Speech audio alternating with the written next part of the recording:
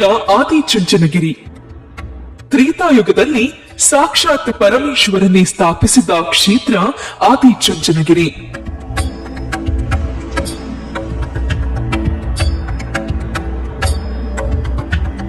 ನಮಸ್ಕಾರ ಸ್ನೇಹಿತರೆ, ನಿಮ್ಮ ಪವಿತ್ರ ಸ್ಥಳಗಳ ಬಗ್ಗೆ ಮಾಹಿತಿ ಕೊಡ್ತಿರೋದು ನಿಮಗೆ ಗೊತ್ತೇ ಇದೆ. ಈ ವಿಡಿಯೋದಲ್ಲಿ ನಿಮಗೆ ಕರ್ನಾಟಕದ ಅತ್ಯಂತ ಹಳೆಯ ಹಾಗೂ ಪುರಾಣಗಳಲ್ಲೂ ಸ್ಥಾನ ಪಡೆದಿರುವ ಆದಿಚುಂಚನಗಿರಿ ಬಗ್ಗೆ ಹೇಳ್ತೀವಿ. ಆದಿಚುಂಚನಗಿರಿ ಕ್ಷೇತ್ರದ ಬಗ್ಗೆ ಯಾರು ತಾನೇ ಕೇಳಿರಲ್ಲ ಹೇಳಿ. ಆದ್ರೆ ಈ ಕ್ಷೇತ್ರದ ಇತಿಹಾಸ, ಇಲ್ಲಿ ಪೂಜಿಸುವ ಪರಮಾತ್ಮನ ಬಗ್ಗೆ ನಿಮಗೆಷ್ಟು ಗೊತ್ತು?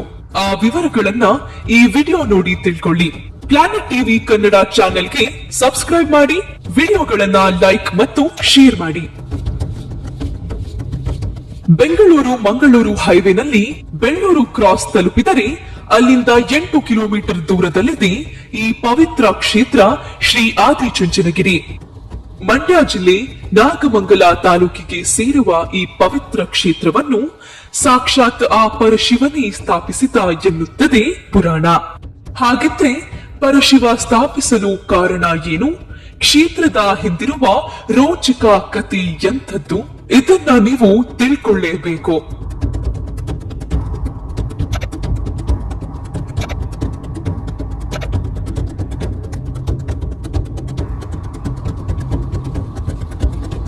ಆದಿಚುಂಚನಗಿರಿ ಬೆಟ್ಟದ ತಪ್ಪಲಿನಲ್ಲಿ ಚುಂಚನಹಳ್ಳಿ ಎನ್ನುವ ಚಿಕ್ಕ ಗ್ರಾಮವೊಂದಿದೆ. ಉತ್ತರ ದಕ್ಷಿಣವಾಗಿ ಹಬ್ಬಿರುವ ಕಲ್ಲು ಬಂಡೆಗಳಿಂದ ಕೂಡಿದ ಈ ಗಿರಿಯು ಹಸಿರು ಕಾಡುಗಳಿಂದ ಕೂಡಿದೆ. ರಮಣೀಯ ಪ್ರಶಾಂತವೂ ಆದ ಈ ಕ್ಷೇತ್ರವು ಪರಶಿವನ ತಪೋಭೂಮಿ ಎಂದು ಪುರಾಣ ಮತ್ತು ಜನಪದ ಸಾಹಿತ್ಯದಿಂದ ತಿಳಿಯುತ್ತೆ.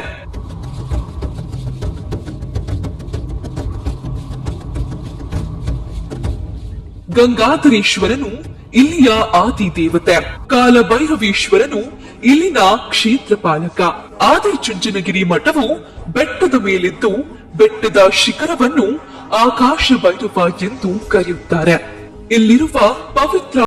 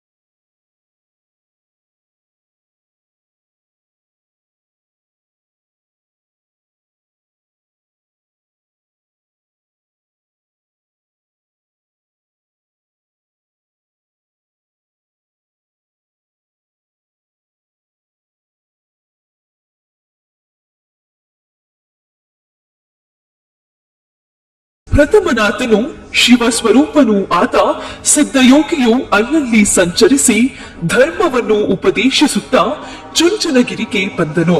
ಇವನನ್ನು ಕಂಡು ಸಂತೋಷಗೊಂಡ ಶಿವನು, ಸಿದ್ಧಯೋಗಿಯೇ, ಈ ಕ್ಷೇತ್ರವು ನನ್ನ ತಪಸ್ಸಿನಿಂದ ಪವಿತ್ರವಾಗಿದೆ. ಇಲ್ಲಿ ನಾನು ಪಂಚಲಿಂಗಗಳಾಗಿ ಆವಿರ್ಭವಿಸಿರುತ್ತೇನೆ. ನೀನಿಲ್ಲಿ ನೆಲೆಸಿ ಪಂಚಲಿಂಗಗಳನ್ನು ಆರಾಧಿಸುತ್ತಾ ಲೋಕೋಪಕಾರವನ್ನು ಮಾಡು. ಈ ತಪೋಭೂಮಿಯು ಆದಿಪೀಠ.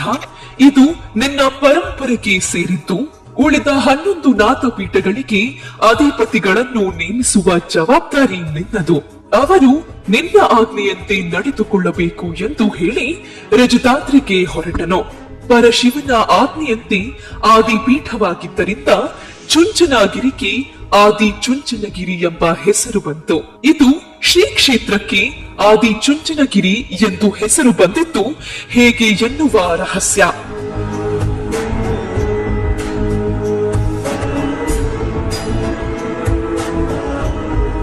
ಮುಂದಿನ ವಿಡಿಯೋದಲ್ಲಿ ಈ ಕ್ಷೇತ್ರದಲ್ಲಿ ಸಿದ್ಧಯೋಗಿಯು ಮಠ ಸ್ಥಾಪಿಸಿದ್ದು ಹೇಗೆ, ಈವರೆಗೂ ಎಷ್ಟು ಧರ್ಮಗುರುಗಳು ಇಲ್ಲಿ ಧರ್ಮದ ಕಾರ್ಯಗಳನ್ನು ನೆರವೇರಿಸಿದ್ದಾರೆ, ಮಠದಿಂದ ಆಗುತ್ತಿರುವ ಸತ್ಕಾರ್ಯಗಳು ಏನು ಅನ್ನೋದನ್ನ ಹೇಳ್ತೀವಿ. ಸ್ನೇಹಿತರೆ, ತಪ್ಪದೆ ಪ್ಲಾನೆಟ್ ಟಿವಿ ಕನ್ನಡ ಚಾನೆಲ್ಗೆ ಸಬ್ಸ್ಕ್ರೈಬ್ ಮಾಡಿ, ವಿಡಿಯೋಗಳನ್ನು ಲೈಕ್ ಮಾಡಿ ಮತ್ತು ಶೇರ್ ಮಾಡಿ. ನಿಮ್ಮ ಅನಿಸಿಕೆಗಳನ್ನು